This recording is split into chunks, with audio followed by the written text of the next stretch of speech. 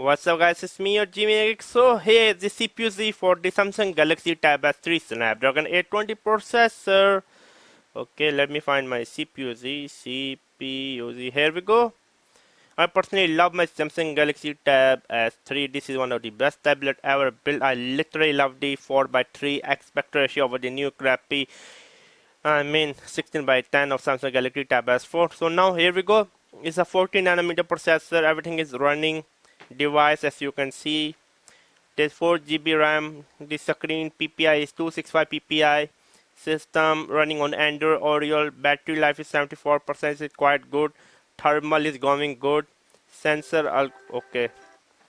This ad come in. Yeah, when you use the free application, there's an ad. So yeah, you can pause the screen and look by yourself. Literally, you can look by yourself.